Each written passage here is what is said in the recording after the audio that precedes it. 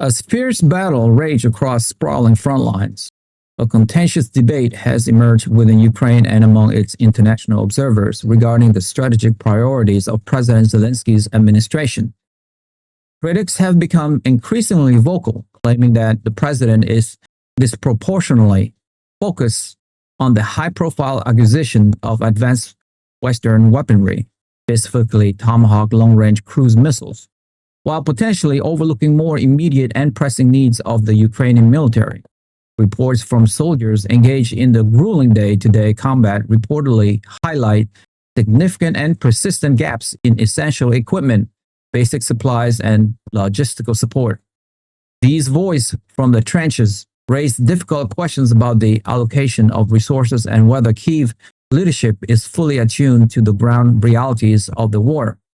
The debate centers on whether the push for Tomahawks represents a critical strategic necessity or is, at its core, a political maneuver designed to project an image of strength and deflect from mounting domestic challenges.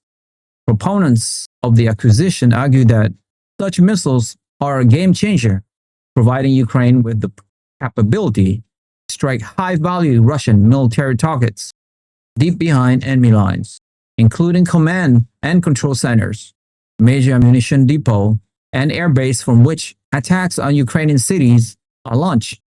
This, they contend, is not a luxury but a vital component of a modern defense strategy aimed at disrupting Russia's war machine and leveling a playing field that has long been tilted in Moscow's favor due to its vast arsenal of long-range missiles. Conversely, skeptics argue that while strategically desirable, the pursuit of Tomahawks diverts political capital and attention from fundamental issues plaguing the armed force, such as shortage of artillery shells, inadequate medical supplies, and the need for more robust vehicle maintenance and repair infrastructure. These critics suggest that the grand spectacle of securing a powerful new weapon system serves as a convenient distraction from internal governmental struggles, war fatigue among the population, and the immense economic strain the conflict has imposed. The core of the issue is a classic wartime dilemma, balancing the immediate tangible needs of soldiers on the front with long-term strategic investment that could fundamentally alter the course of the conflict. The resolution of this debate will have profound implications not only for Ukraine's military effectiveness, but also for the morale of its troops and the enduring support of its people. Despite the high-level strategic debates, Ukrainian forces continue to demonstrate remarkable tactical proficiency and effectiveness on the battlefield. A significant operational achievement was recorded on October 26, when Ukraine successfully located and destroyed a state-of-the-art Russian Buk-M3 missile system. This formidable piece of military hardware represents one of Russia's most advanced medium-range surface-to-air missile systems, designed to counter a wide array of aerial threats. The strike, carried out by members of Ukraine's elite Black Forest brigade at an undisclosed location, is a testament to the country's growing intelligence and precision targeting capabilities. The destruction of such a valuable and sophisticated asset is a considerable blow to Russian air defense coverage in the operational area, creating potential vulnerabilities that Ukrainian aviation and drone units can exploit. To substantiate their claim and amplify the psychological impact of the success, the Ukrainian military released a compelling video clip purportedly showing the moment of impact. The footage, disseminated widely on social media and through official channels, serves multiple purposes. It acts as undeniable proof of the successful operation, provides a significant boost to the morale of Ukrainian soldiers and citizens, and demonstrates to international partners that the military aid and intelligence they provide are being utilized with lethal efficiency. This successful engagement against the Buk-M3 is a microcosm of Ukraine's broader military strategy, which heavily relies on agility, superior intelligence, and the precise application of force to counteract Russia's quantitative advantage. It underscores that while debate over future acquisition like Tomahawk missiles continues, The Ukrainian military is actively and effectively degrading Russian capabilities with the tools it currently has at its disposal, proving its continued resilience and operational ingenuity in the face of a numerically superior adversary.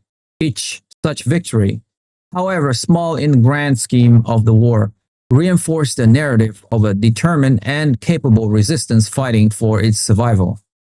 In a dramatic escalation of its cross-border operation, Ukraine launched a massive overnight drone assault on Moscow, demonstrating an expanding ability to project force deep into Russian territory. A coordinated swarm attack involving at least 28 drones plunged the Russian capital into a state of high alert for several hours. The night sky over Moscow was reportedly filled with the sound of explosions and the streaks of air defense missiles as Russian forces scrambled to intercept the incoming unmanned aerial vehicle. The psychological impact of bringing the war to the seat of Russian power cannot be overstated, shattering the sense of normalcy and security that the Kremlin has strived to maintain for its citizens. The unprecedented scale and coordination of the attack forced the temporary closure of two of the city's major international airports, Domodedovo and Zhukovsky, leading to significant disruptions in air traffic and underscoring the tangible impact of the assault on civilian life. This was not a minor, isolated incident, but a sustained multi-wave attack that tested the limits of Moscow's formidable, multi-layered air defense network. The operation represents a clear strategic shift for Ukraine, moving beyond purely defensive operations to include asymmetric strikes aimed at imposing direct costs on Russia, disrupting its economy and sowing anxiety among its populace. By targeting the capital, Ukraine sends an unambiguous message that no part of Russia is beyond its reach, challenging the Kremlin's narrative of a limited, successful special military operation. This bold strategy is designed to increase domestic pressure on the Russian government to end the conflict and serve as a powerful form of retribution for the relentless Russian missile and drone attacks that have targeted Ukrainian cities for months. Official Russian sources were quick to report on the attack, though details varied slightly, reflecting the chaotic nature of the event. Moscow Mayor Sergei Sobyanin confirmed the large-scale assault on his Telegram channel, stating that Russian air defense units had intercepted and shot down 28 drones over a 5-hour period beginning late Sunday evening. Other reports cited a slightly higher number, with up to 34 drones being intercepted across several districts, including Pokrovsk and Kolomna, on the outskirts of the capital.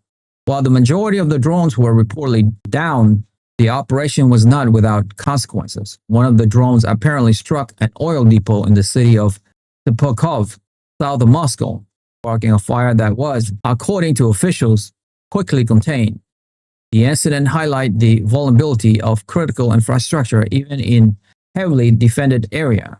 The Russian government officially condemned the strikes, labeling them as act of terrorism and accusing Kyiv of targeting civilians, as is its standard policy in such cross-border operation.